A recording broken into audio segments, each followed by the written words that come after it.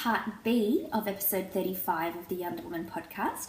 So if you haven't watched part A yet, go and find that on YouTube. It'll be up there as well. And if you're all ready to go, let's get going.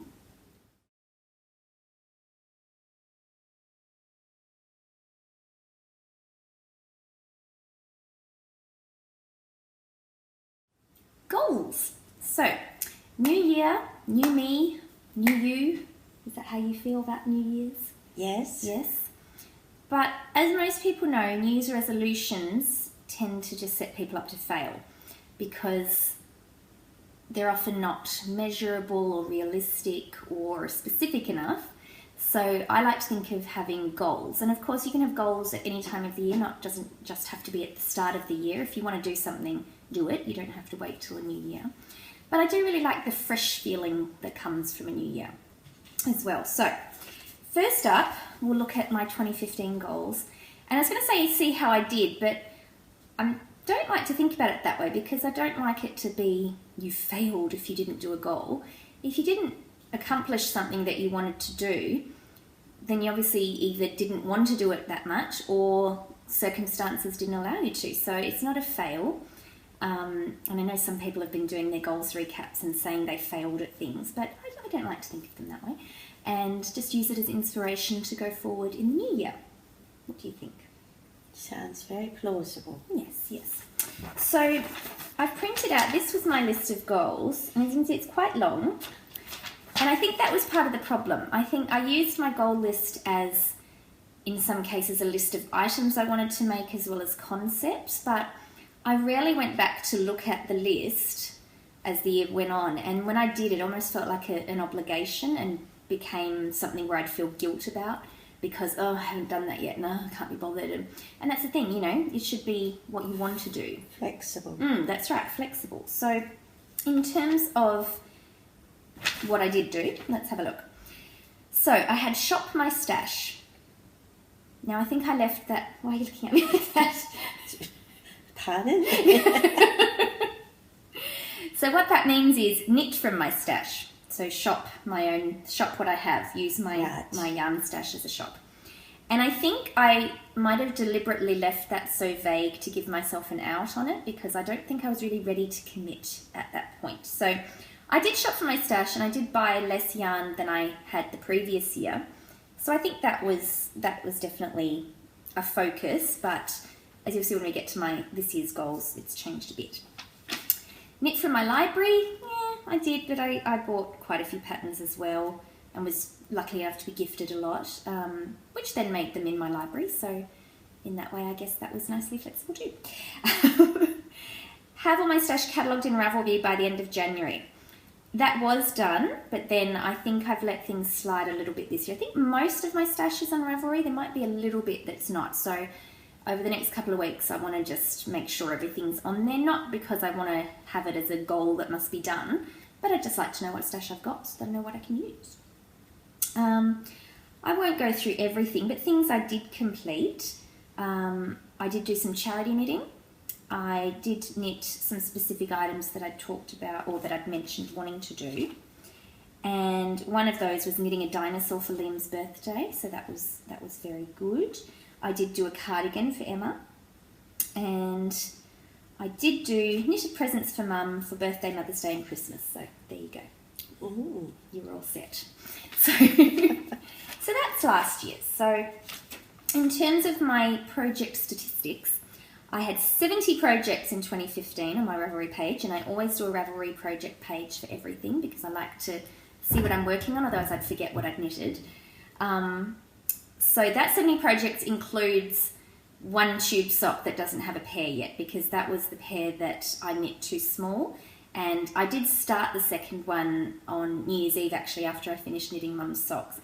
So that one I'll probably have as my commute knitting over the next couple of weeks. Yes, there they are again. It's very good that Mum likes them so much. It's nothing like if you gave it to someone and they went, oh, socks, thanks. No, I knew you wouldn't do that. At least not on the camera.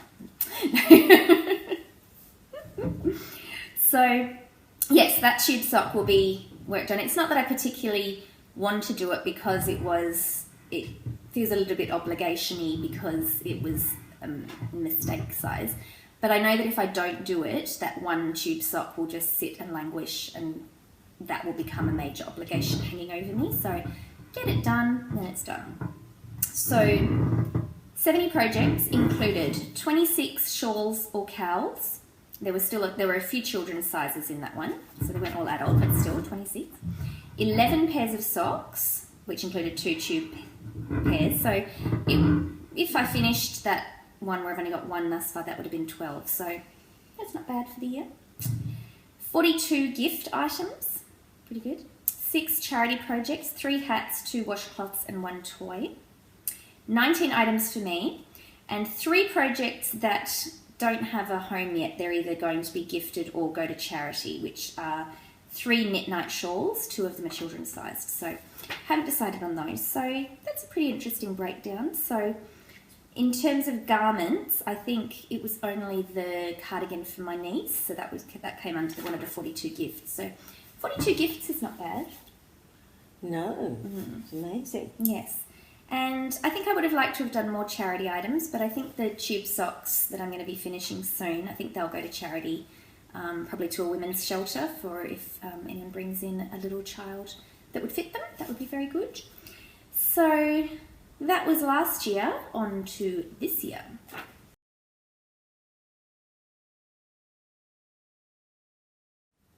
Yay, 2016 in the Chinese animal calendar is the year of the monkey, hence the little picture of the knitting monkey I've just put up.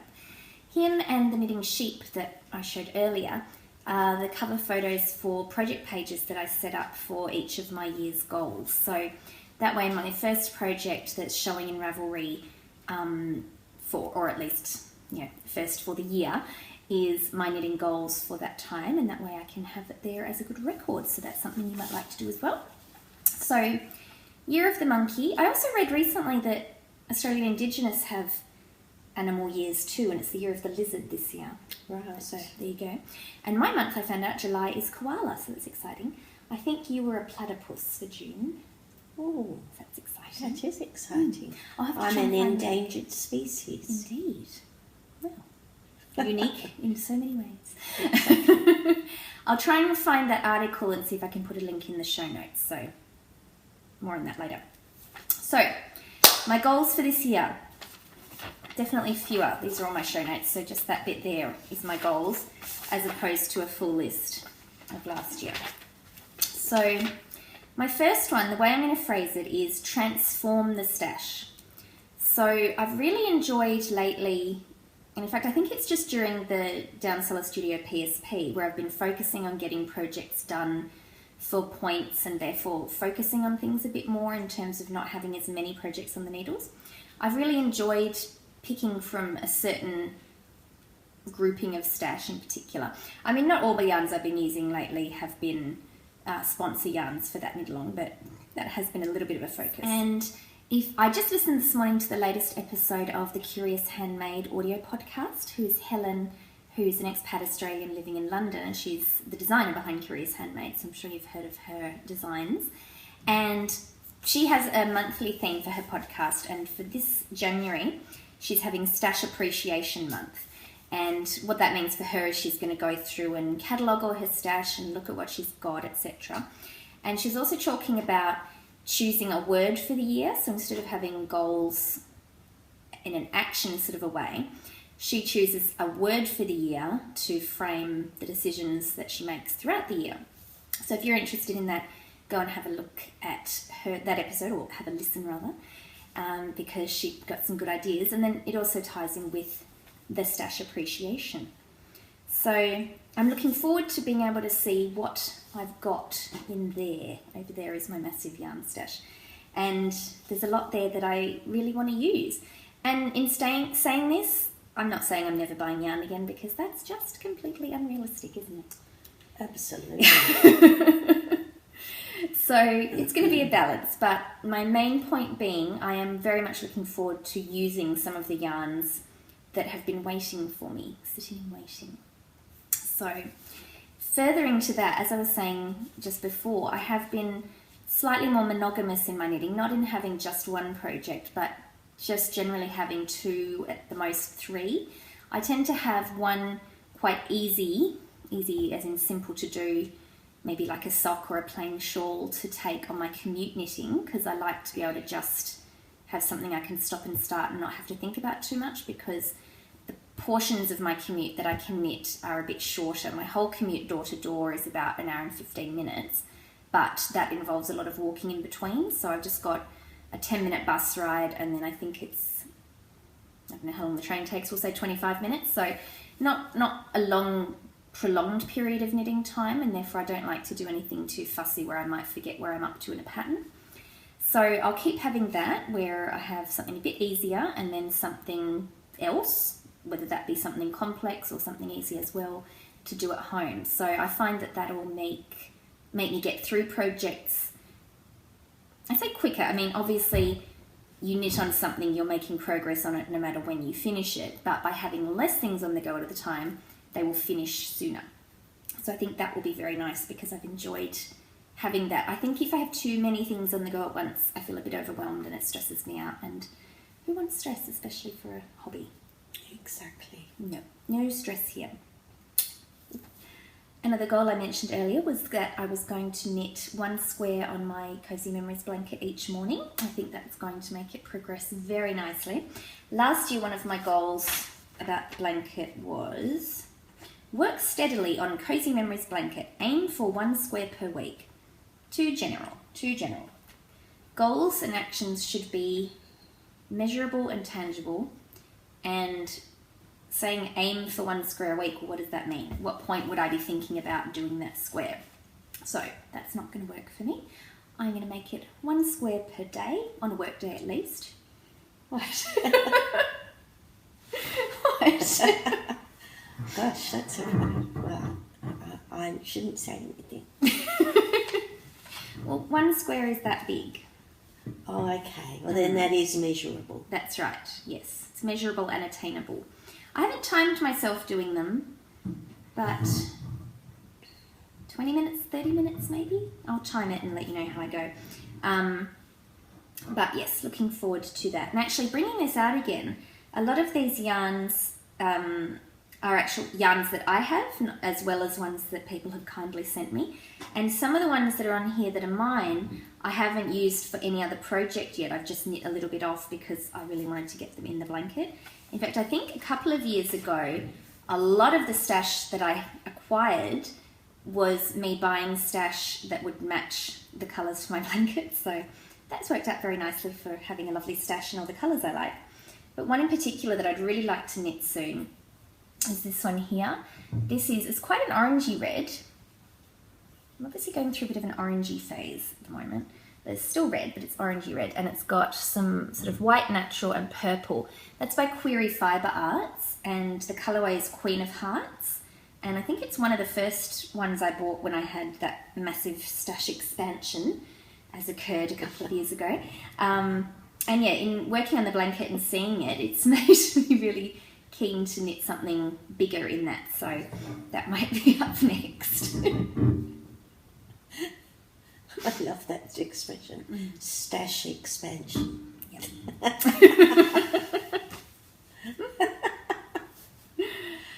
And actually I'm going to measure how much it did expand, or just how much it is now, because on Ravelry I think there's a function where you can make an Excel spreadsheet where it just pulls out the data from your stash, and I think that's where you can see how much you have at any time, but I'm going to pull it now, and then I can do comparisons as the year goes on to see how much I transform versus how much I bring in. Because as I said, I'm not going to not buy yarn, but the aim will be to use more of what I already have than I bring in, so we'll see how that goes. Another thing I've written down as a goal is knit what I feel. So I don't like, and most people don't like, having obligation knitting where you feel you have to finish something. And I think that leads to having a real think about what comes off the needles if it's been sitting there for a while. I think I only have one project in hibernation that I'm actually going to finish. I think I've pretty much pulled out everything, because if it's been sitting there for that long, I clearly don't really want to knit it. And as I said, knitting shouldn't be stressful. It shouldn't be a drudgery. And so I was watching some other podcasts recently that weren't necessarily talking about this, but phrases that I thought really summed it up. So Kemper on Junk Yarn said, follow your bliss. So yeah, knit what you like, follow your bliss, find what makes you happy.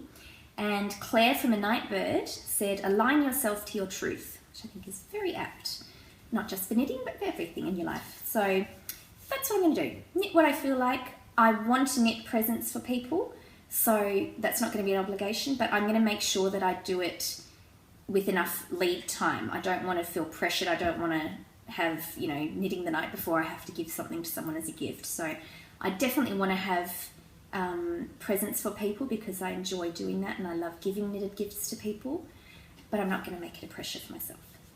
Yeah, case in point. In terms of podcast goals, there are some knit-alongs that I want to have this year. We're obviously doing our Colour Affection / Stripy Shawl Cal at the moment, and that'll go for the first 3 months of the year. I'd really like to do the pop culture knit-along again, or craft-along. I think that was really great fun and a good success last year, so that will definitely be on the horizon. So that will be where you can knit a pattern that has a pop culture reference or use yarn that does, or crochet or spin. I said knit just as an overall term, but it will be craft along.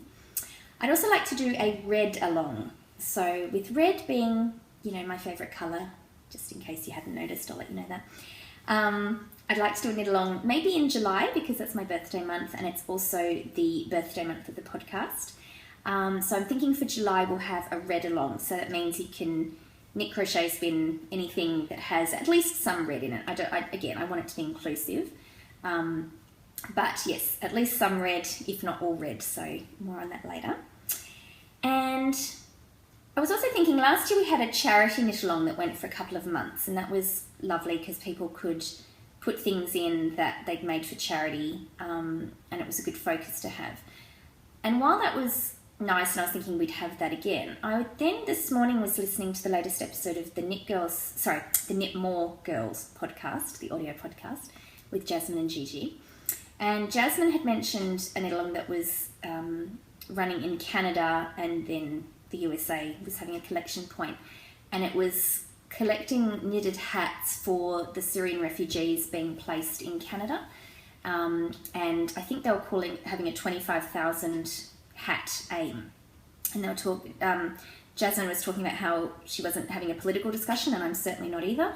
It's not about politics or anything like that. It's about people who are arriving in a new country with absolutely nothing and being given a hand-knitted gift to actually keep them warm would be lovely. The example Jasmine gave was that she was talking with her little girl, Genevieve, who's 4, and Genevieve was having, a 4-year-old crisis where she couldn't decide which hat to wear on top because she wanted to wear 3 hats at once, which sounds very cute. But as well as being very cute, Jasmine was saying that it really highlighted to her that, Genevieve was having an actual, crisis of which hat to wear, and then you throw that to people who have not only no hat, have nothing, and how that's something I really like to focus on, that, we've got a lot of yucky stuff happening in life, in our lives, but in terms of how lucky we actually are, it really is ridiculous. So that's something I would like to therefore have a year-long charity knit-along. So I'm going to set up a thread. It can be a chatter thread and a finished object thread because I'll just be drawing some prizes along the way. So that means for all year we're going to have a focus on doing some charity knitting because that's definitely something I would like to do more of.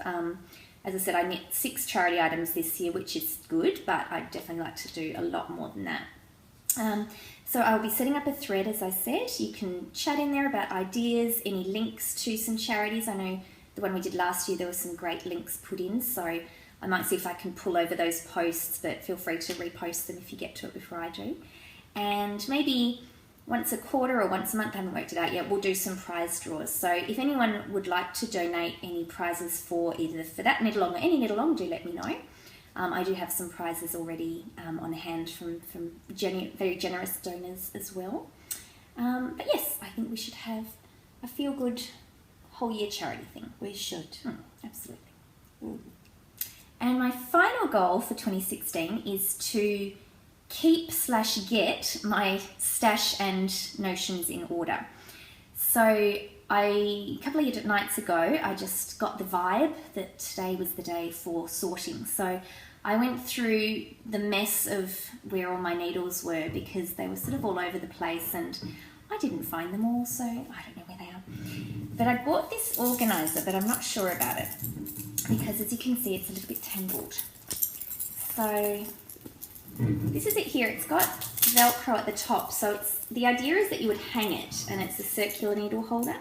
But I don't have anywhere to hang it in other than, my clothes wardrobe, which really isn't the right spot. But so at the moment, I've got it folded in half like so.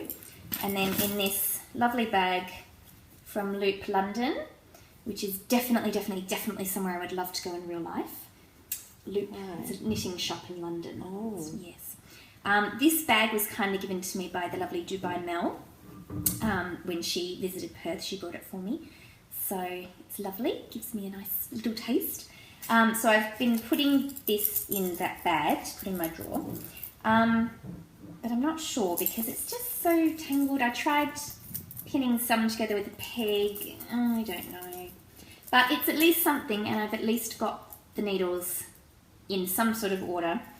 I had to write some extra sizes because you can see they didn't have all of them on there.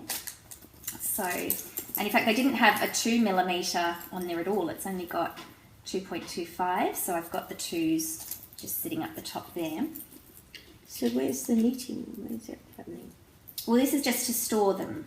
So when you want to use one, you pull it out. Oh, I see. Right. Yes. So I'm not sure. I know some people have a folder and then a plastic sleeve and curl up the needles and have them in there. So that might be something, but it's at least something, and they're at least sorted a bit. And I'll just use it for now and then see how I go. Oh, okay.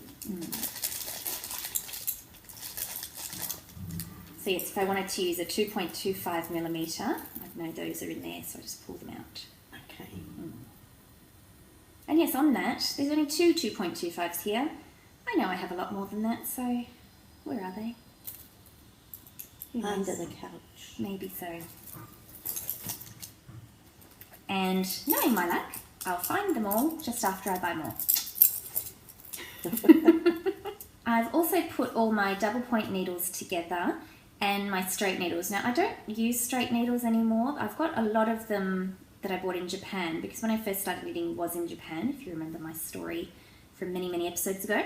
And the 100 yen shop, which is like the dollar shop that was in my neighbourhood, had all these needles for $1 per pair. So being I was just starting knitting, I went and bought all of them. But I really don't use one. It wasn't As expensive. you do. It wasn't expensive. But yeah, I really don't use straight needles anymore. But I haven't gone through them enough to know what I'll do with them. So I might end up donating them to somewhere or not sure yet. But as I said, sorted the double point needles, but I'm not sure what I'm going to put those in yet. So at the moment they're just gathered in one place. But speaking of storage, one of the prizes that we are going to have for our stripy shawl cowl is this storage bag here. So this is by Yazzie, and it's got some Velcro, and it opens up. This just is a little flap to just keep things covered, and it's got all these pockets and the clear zip part. So it's really great. It's just not suitable for the tools that I have, so that's why I'm not keeping it. I haven't used it. I actually won it on a podcast giveaway last year from Aussie Yarning, and it's lovely. It's really well made, but it just doesn't suit my needs. That's all. That's the only reason I'm giving it away. So I thought, rather than just hold on to something that I'm not using, I will have it as a shawl knit-along giveaway. So that will be one of our prizes, and I'll show you the other prizes for the knit-along next time. And again, if you do have something that you would like to donate as a prize, do let me know. And I'll have photos of this and the other prizes in the knit-along thread as well. Speaking of which, I know we've already done the cowl, but we'll go back to it. There's a chatter planning thread that's been running for the last month or so, and there's lots of good chatter and lots of good ideas for stripy shawls, so definitely go and check that out if you're not sure yet. It's great. Some people have been posting their cast-ons already, so they will cast on the 1st. And then I'll also open up a finished object thread, and that way we'll have prizes drawn from both the finished object thread and also the chatter thread. So that means you don't have to finish your object to still be eligible for a prize. So going into that, you excited? Absolutely. Yes.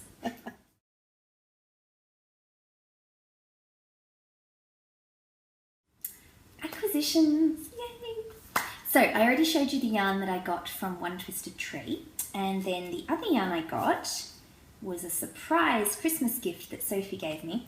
She said she wanted to get me something yarn related, but knowing her 15-year-old budget, I ended up just taking something out of my Knit Picks order and telling her to give it back to me. So, because it's the thought that counts. I'm glad she had the thought to give me a gift. I don't want her spending all her money on me. So this is some Felici, so self-striping in the fanciful colourway. Do you like those colours? Gorgeous. Very much you. On Christmas evening, my niece and nephew-in-law, so my niece and nephew on Damien's side, were looking at me knitting, and I asked them if they would like maybe a knitted cat or something for their birthday this year. And they both said yes, and my niece said she'd like something in purple, pink and blue. So I showed her that and she said yes, that would be good. So I might do a Beans the Cat later in the year in that yarn, which I think will be quite fun. Gorgeous. And then, would you like some socks out of it as well? Something similar to this? Yes. So you have something like that, but in these colours. They'll really stand out when I go to the zoo, won't they? Indeed, yes. Mum is a docent at the Perth Zoo, so it's one of her volunteer jobs that she does, where she goes around, and she's very knowledgeable about all the animals, aren't she? And the plants. And the plants, of course, yes, being a gardener. Take people on a tour of the zoo. Yes. So that will be very exciting. Yes. So you can go, and here are the animals and the plants, and look at my socks. Which is more important? Exactly. Well, I think that's obvious. I've also been lucky enough to have some lovely patterns come to me. Just looking at my notes. In the Downseller studio, I won a pattern called Flutter by Dreams by designer Jen Sheelan, so that was exciting. Jill, who is No Dice, from the Skein Enable podcast, one half of the Skein Enable podcast, was doing a giveaway because the designer Amber, who's actually an Australian designer, had a deal going where if you sent a pattern to someone, you would get that pattern yourself. And there are a couple of designs that Jill was interested in. So as a giveaway on the podcast, she offered them to the first person who commented. So I had luckily come to their podcast very early on, so I was the first commenter of the whole thread. So I chose to have the Alinta pattern. So thank you very much, Jill, for that. Now, as I said, Amber is Australian, and a lot of her pattern designs have Australian names. And Alinta is an Indigenous word, and I've gone blank about what it means, but it is actually also the name of the natural gas company here in WA.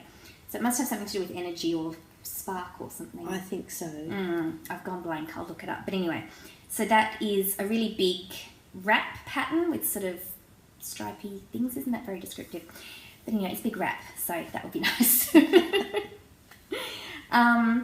Lovely Jenny Tiny Paper Foxes gave me a copy of the pattern Canopy by Mandarine's Melody.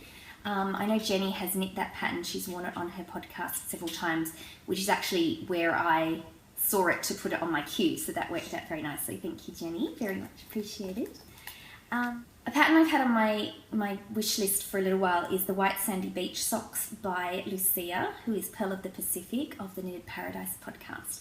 And she and I did a little bit of a gift swap recently. I think she's going to show her things that I sent her on her next episode in the future. No pressure, Lucy, whenever you want to. But they were Batgirl related. So as you'll know, if you know Lucia and her podcast, she is very much into Batgirl. So that was why I decided to send her something. So I hope you like that, Lucia. And she very kindly gifted me in return her White Sandy Beach sock pattern and her Twisted Sand Mitts pattern. So I can't wait to knit those, especially the socks, as I said, I've had those on my list for a while. So that's exciting. And now, other Christmas presents that I got. This one my lovely Auntie Fran, who's been on the podcast before, gave me a Christmas tree brooch, which is very exciting because I didn't have a Christmas brooch. Well, not a big one anyway. I do have a little teeny one that's a little gingerbread man. It's only teeny tiny, so this is good. So you may have seen on YouTube that we did a little Christmas episode, didn't we? We did. Only went for about 8 minutes. It was Mum, my niece Emma and I, and I was wearing this in that episode, but I didn't actually mention it then. There was that.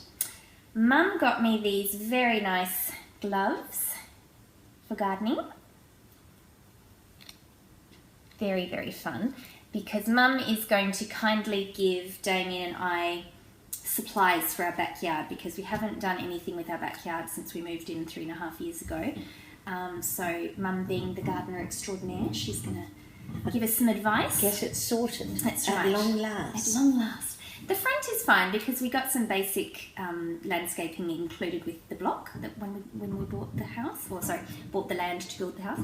But the back we've sort of let it do its own thing. Yeah. Yes, left to its own devices. That's right. We don't go out there. We don't have an outdoor setting yet. So it's been a catch-22 because we don't have an outdoor setting. We don't go out there because we don't go out there. We don't have an outdoor setting. So we're going to get it sorted. So when the very hot weather finishes, we're going to go and get some things. I'd really like to have some an edible garden. So some fruit, not fruit so much, but vegetables, herbs. Yeah, lots of that. And then also a lot of native plants because obviously native plants grow well in the native area, and they also really don't require a lot of maintenance and not really much of a gardener. I forget it's there, that's the problem. I love gardens and I love looking at them, I love being in them. I forget they're there when I have them myself, so something easy. What you need is a sprinkler system automatically comes on. Yes, we have that at the front, so we might get that at the back as well. And Damien does a lot of watering out the front as well. In the summer, he goes out in the evenings. So he remembers, but it's okay. I remember about knitting, so that's fine. Something else that I got for Christmas is, it's still in its plastic because I've been keeping it nice, The Light Princess. So this is a musical that Tori Amos wrote. And I know it's performed in London. I'm not sure if it's been anywhere else. So I'd love to see it one day. I don't know if it'll ever travel or if I will ever travel where it's playing. But anyway, so I got that, which is very exciting. And then Damien was very sweet and got me this gift box with a massage voucher and lots of other little fun bits and pieces. So as I mentioned a few episodes ago, Damien and I don't usually do surprise presents, so I got him something he knew about, which is a Batman statue, and he got me the CD that I knew about. But then he was sweet and he got me a massage voucher. So I think it's a Polynesian experience, I think it was. Yes, Polynesian spa ritual. So yes. Can I have one? Not this one.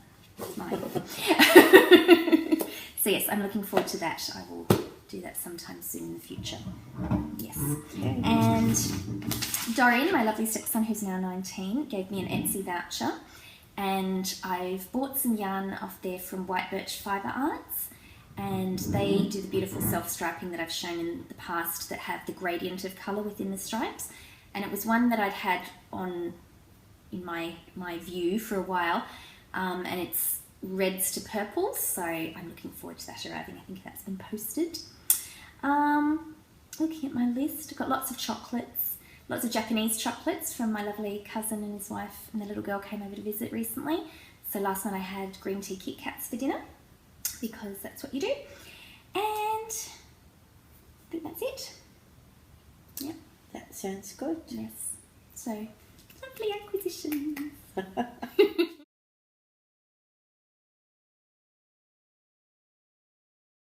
Spinning me right round, so being the 2nd of January, since we last saw each other, we've had Christmas, and as I mentioned, there was a little Christmas episode, so you can see a little bit of that, of things that Mum received and my niece Emma got. So obviously just showing you what I received. It was a lovely day. It was quite tiring in the end. We had my family for lunch and Damien's family for dinner, but for dinner we didn't have to cook anything extra, we just had the same foods from lunch, so that made it a bit easier. And it was lovely seeing everyone, but it was pretty tiring, so I slept quite well that night. Being vegetarian this year, I made a vegetarian nut roast, and I ended up doing a quinoa and fresh sage stuffing. Did you like those? You tried both of them? Yes, very nice. We also had ham and turkey. I completely overbought the ham by mistake because I ordered from our local supermarket, and the one they showed me was much smaller than the one we ended up with. So there's been a lot of ham in the house, but that's okay. What can you do? So Eat it. eat it. Well, I don't eat ham. No. So, no. And from this year, Damien is actually going to be a pescatarian, vegetarian who eats fish, so he's not having ham anymore either, so you might be getting some ham. I'll put a link to the recipes for the nut roast and the stuffing in the show notes if you'd like to try them out. And for Christmas this year, you know, it's only, 350 something days to go, so let's start planning now. I will put the links for anything I'm making before Christmas, so therefore if you're interested in trying it for your Christmas meal, you can. But, you know, the roast especially, it's not something that you have to only keep for Christmas. I did dry it out a little bit because you cook it wrapped in alfoil and then you open the alfoil to brown it a bit. And at that stage, that's when everyone arrived, so I was, you know, getting drinks and everything, and I think it got a little bit too dry. Yeah, but that's okay. Well, no one noticed. That's right, it was still definitely edible, but I'd like to practice making it again. So I took a little bit of footage of the Christmas tree and the presents that I'll put at the very end of the episode for you to have a look at. And I think, yeah, it was a very nice day. Didn't have to go anywhere. Lovely. Yes. Really lovely.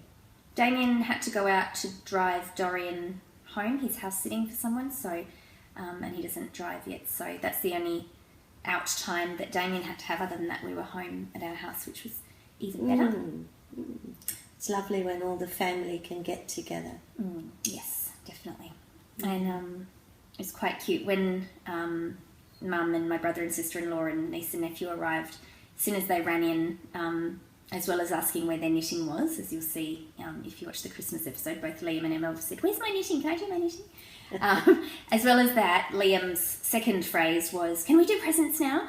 And then he found the presents that were for him and just walked them round for the next 10 minutes until he was allowed to open them, which is very cute. Innovative. That's right. Well, you know, you don't get if you don't ask. So. Exactly. Yes. Yeah, hang on to it. Yes. And I gave them both quite a few books, which is exciting because they love reading, which is great. And Emma got The Origin of Wonder Woman and Liam got The Origin of Batman. And when we were reading Wonder Woman, if you're familiar with Wonder Woman's origin story, she wins a contest to become the emissary to go to America by disguising herself when she's participating in the trials. And so I was reading the story and then sort of explaining to Emma and Liam about this, you know, saying she wasn't supposed to enter, but she did, and she won anyway. And Liam said, "Why was Wonder Woman naughty?"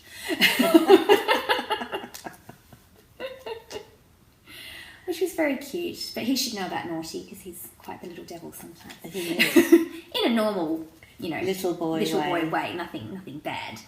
But yes, so that was quite cute. So yes, a lovely day.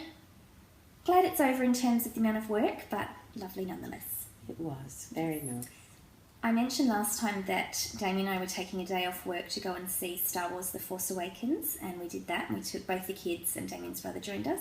It was so good. I won't say anything more because I don't want to give any spoilers to anyone who hasn't seen it yet.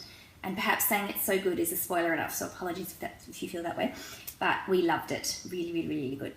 And I now love BB-8, who's the little orange and white round droid.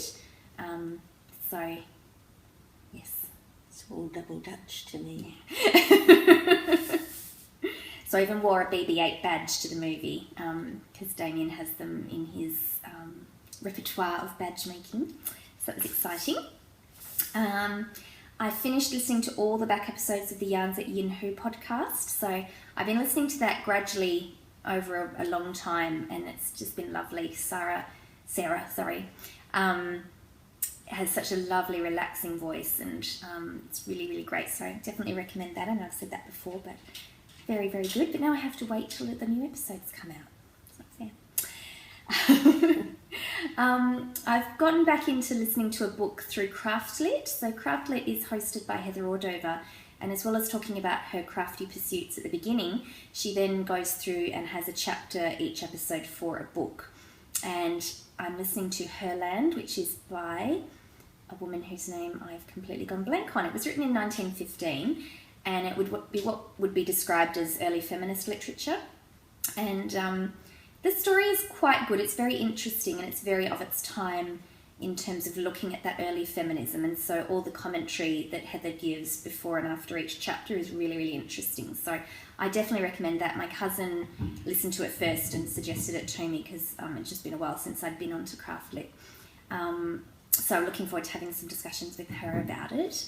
And it's really, nice to get into that more sort of literary fiction for a change. It's been really good. Looking at my other reading lists, I'm thinking of rereading or re-listening to, because I have the audiobook of The Happiness Project by Gretchen Rubin. I mentioned that recently. There was that one and the one about habits called Better Than Before.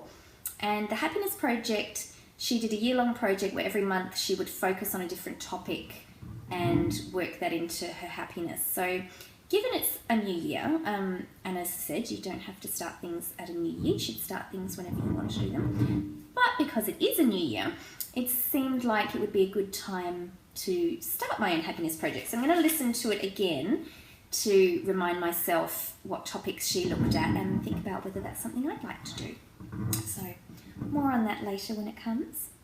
Other things I've been doing with my time, the weekend after Christmas ended up being really quite quiet, which was nice. It was really hot, upper 30s. I think the Monday, which was a Boxing Day holiday, got up to 41 degrees Celsius, which, now I know 39 degrees is 102 Fahrenheit, so 41 must be at least, 115 or something. Yeah, it's really. Really hot. I was so grateful for air conditioning, just incredibly grateful for air conditioning, and grateful to be able to pay the bill of the electricity for the air conditioning. Growing up, we never had aircon. I don't know how we ever got through it. Crankily, I think. I mean, that's how it was at the time. It was very rare to have air conditioning back then. Well, it was. So we just put up with it. Mm-hmm. Yeah. And when I was a little girl, we'd play under the sprinklers. So we'd get ourselves soaking wet, and then we weren't hot anymore. There you go. So yes, I'm very grateful to live in a time where air conditioning is available to me and where I can afford to have it.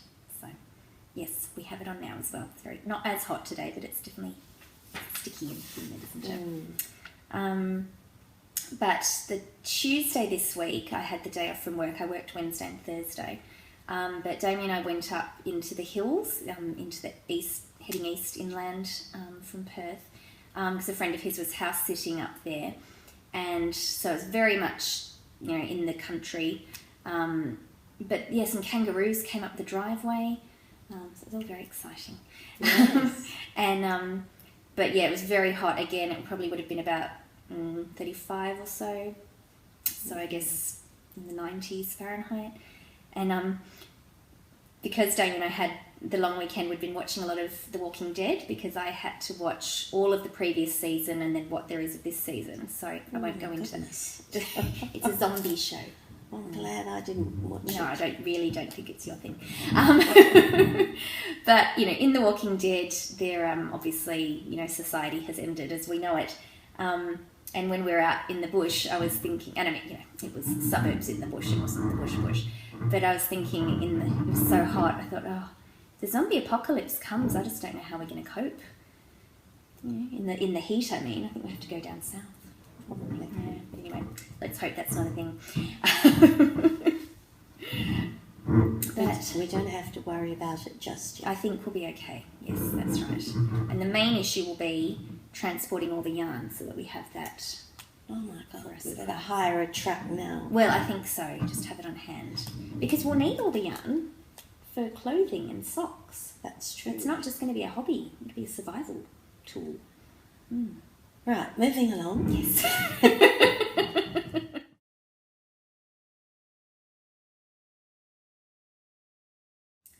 So with that, now that I've freaked Mum out with The Walking Dead, we might finish up for the day. But something new that I'd like to do this year for the podcast is maybe have a question that you can answer or talk about in the thread, because I really love it when people come and comment on the episode thread. So if you're ever inclined to do so, please do. There is always a thread for each episode on the Ravelry board.